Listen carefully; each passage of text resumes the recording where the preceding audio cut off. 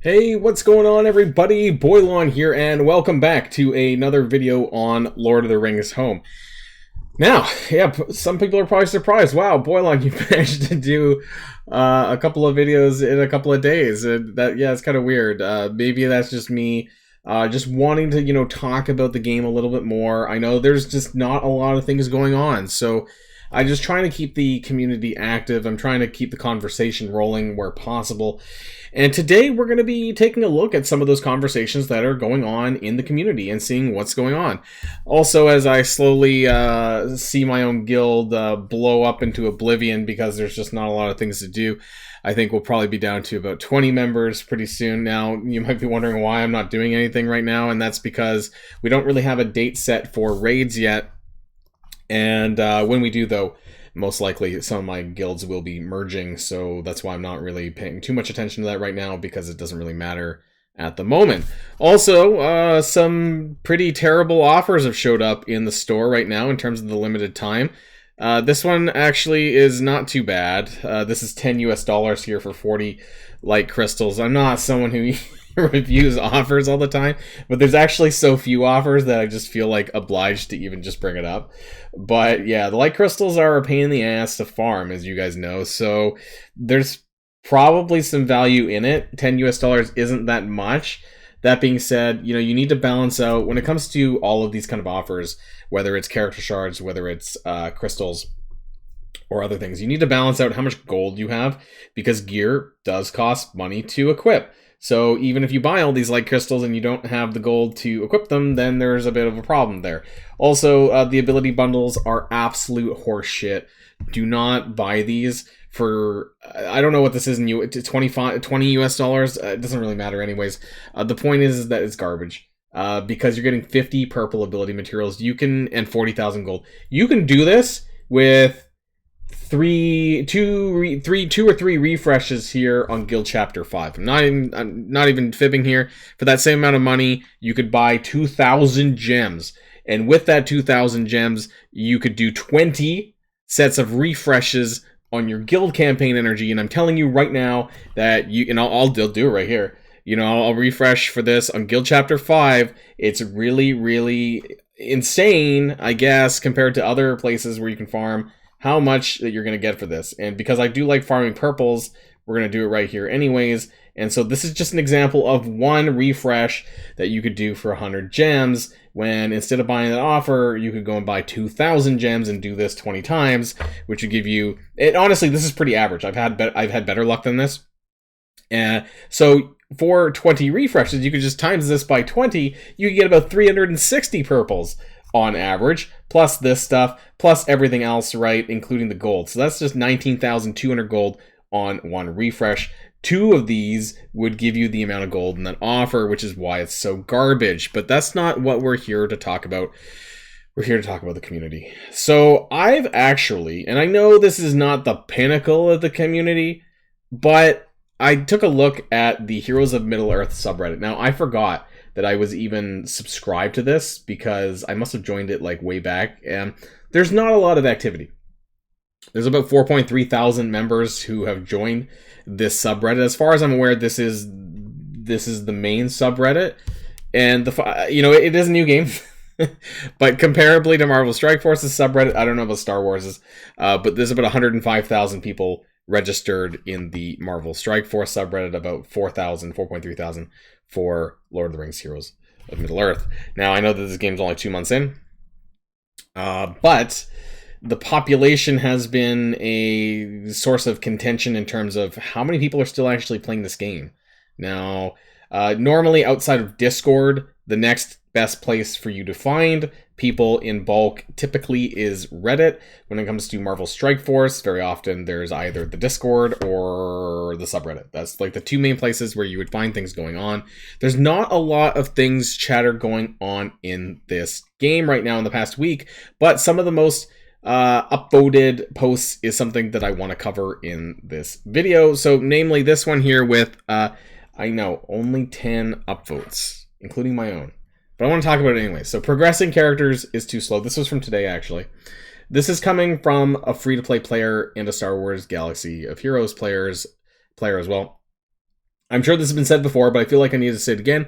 Progression of characters is too slow. Shard farming and gearing up have a very slow pace. I actually want to rebut this one slightly, is that shard farming isn't that bad. I know people are going to hate me for that, but you can actually get about 4 to 6 shards per day. I've tracked this, actually. The average is about 4 shards a day. And if you want to do a refresh even just once a day for something, that would get you about 8 shards.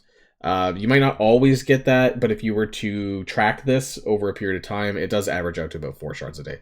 And this is better than Marvel Strike Force that typically has a 2.5 shard yield, so this one's a bit better. The gearing up, though, especially the light crystals, I can agree, it's garbage. Not only because of the long-ass animation, slow pace, not only because of the long-ass animations and loading times, also because of the high amount of shards required. This might be a different. I've been told that this is different in in Star Wars, where the amount of shards you need is different. This is very similar to Marvel Strike Force, and the farm is a bit easier for those who are farmable. So actually, I don't have a problem with this. First, a star or 2 are okay, but there are beginner characters that are only farmable on hard nodes, which take 24 hours to replenish, so you can only get a maximum of 10 shards per day if you don't want to... Well, I guess, yeah, if you get really lucky. To make a comparison between Galaxy of Heroes, a character to reach start, so that's what I was talking about. But I've been told that the drop rates are lower, and the way the game works, like, you kind of need 7-star, I heard, on characters to, like, upgrade them further. I don't know the whole extent of that. Someone else can probably explain that to me in the comments down below anyways. So I think that there's a little bit of a mismatch here, because they're kind of using the Marvel Strike Force system here. So I don't know if this person is actually going to watch my video at all, but, you know, that just kind of explains some of that. It takes too long to gear up characters. In Galaxy Hero, all nodes except for to drop at least 2 types of gear, and they don't drop 1 of each. So most of the time it's like 2 of each type, or even 4 pieces of gear, or the same type in 1 node. That way, when you're farming a node, you can get all sorts of gear. Okay, so I kind of get that most nodes only have 1 item on it, except for, I think, the hard nodes might have more than... They have shards in gear and stuff, or shards or crystals and something else. You know, that kind of happens there, so you can kind of double dip on those, but otherwise you can't. One thing that I do like about Lord of the Rings, which is different from Marvel Strike Force, is actually the guild campaign chapter. Plural. That's what I meant to say. So when you're farming for characters, in the best of both worlds is when there's something to farm for. Namely, when I had to farm for Elro here, at least I was farming shards for him, and I was still getting a little bit of this other stuff along the way. So it didn't feel like a complete waste. Now, right now, it does feel like a little bit of a waste, because instead of farming Chapter 5, I had to go back and do some of this stuff, which I'm no longer doing because I got them to 5-star. I'm okay with that, because I think that the yields that you get out of Chapter 5 is so important that I think that you should be focusing on this, unless you really need the character shards from the other campaigns. But the stat growths on the star ranks are not super significant, so I don't think it really makes a huge deal right now.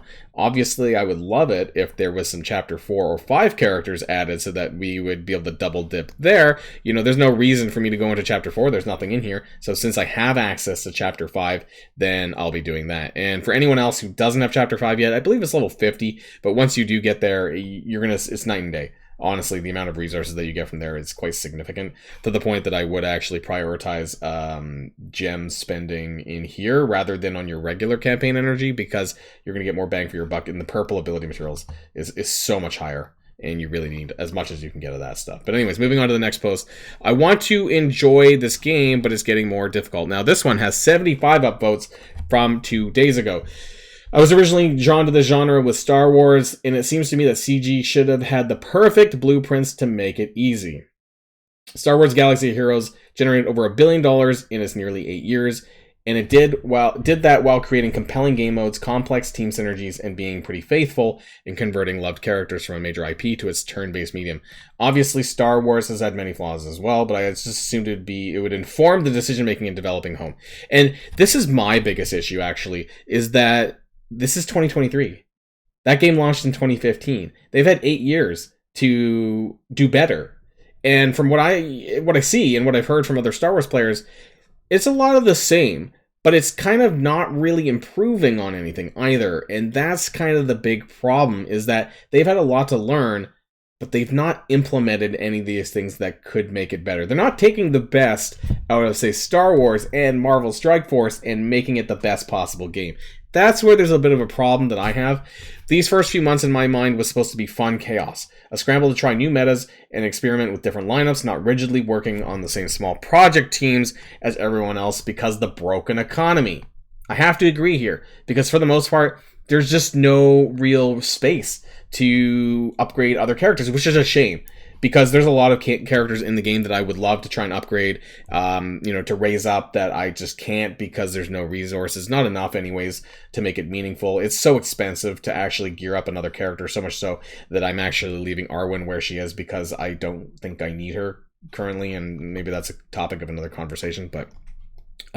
broken economy leaves no wiggle room for flair unless you're fine with a plummeting down arena. This is basically what I did for a month, is I hoarded... until Elrond came out, until the elves came out, Eladin especially, and then Elrond, I was waiting a couple of weeks, and I plummeted to about Silver 2 or something like that in the arena, and then I did go back up, but still, it was really annoying. This defeated cynicism I'm seeing already in players and content creators alike was not something I expected this early in the player base, and to me, this economy does feel broken. I'm aware this genre is made to be a grind, but this is too slow. Getting one character to Gear 7 can take a week.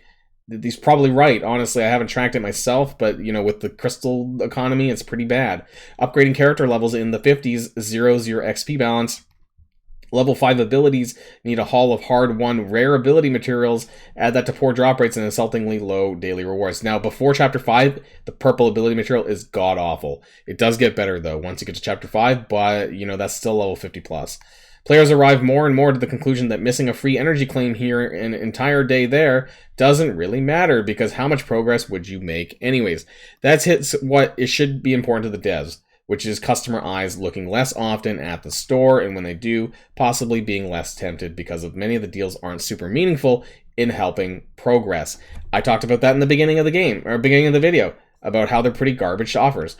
My tinfoil hat theory is that we're being stalled so that everybody hasn't maxed out the entire roster before they finally release something new to do, like the raids, I guess. That brings us back to lack of content. I'm perfectly fine with being free to play and waiting another cycle for Elrond, but since launch, they've desperately needed to inject variety, and the 20 minutes it takes for dailies, honestly, I spend less, probably like 10 to 15 minutes. I know raids are coming, but this has been a long drought.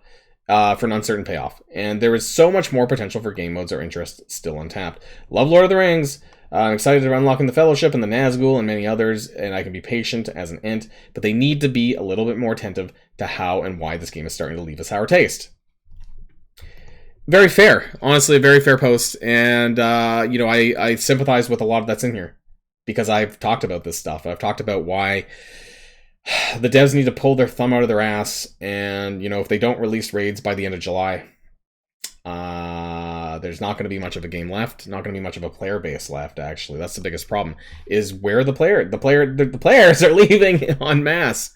Like, my guild is crumbling. Make sure you claim your login rewards. Don't wait to miss on that sweet 250 character XP. Now, this is a separate problem. We'll talk about that. I think I can bring this up here. The start of July. This was in discussion in the Discord channel as well. This one here, was it this one here? The July login calendars, basically that you could see at the 250 that was probably here. It's not very good. The rest of the gear is fine, but the rest of the stuff in between is pretty insulting. Honestly, it is super insulting. I get 120,000 gold for 1 day out of 3 of the week for my gold challenge. 2,000 does absolutely nothing. You can get this on like 50 energy in game. It's honestly insulting. Most of this is insulting. This needs to be jumped up by like 5 times at least outside of the gear. Gear is fine. I wish it was shards, but hey, I'm probably still going to use this. This kind of stuff, if I don't use it on my elves, you can also use this on Isengard characters, I think. Ugluk, I believe, can use some of this gear, if I'm not mistaken, or there's other characters you can use on if you're not using on elves. Also, P.S., there is a login calendar when you hit level 55 if you haven't been there already, and it's actually way better. It is way better than the login calendar. Look at that, 26k gold. It's not terrible. 6,000 XP, a lot better than this garbage. There's also 3 green mats at the very end, which is kind of weird because you need 10 and 20 for the leader ability upgrades, but hey-oh. And finally, last thing I want to talk, this is something similar. Resources on this game are ridiculous. 48 upvotes from 3 days ago. I get limiting shards and higher gears, but everything takes a ton of resources. This is one of the deadest Reddits I've seen for a game. A month old with a popular IP. You play like 3 or 4 days, and then you just come to a full stop. Super hard to level up a light and shadow team both. I agree, especially once you get past level 40. It's almost impossible to work on more than 5 characters at a time. Nodes are a bit too difficult. Like I said, I expect some of this stuff to be grindy, but it feels like everything is. Do they not want a player base?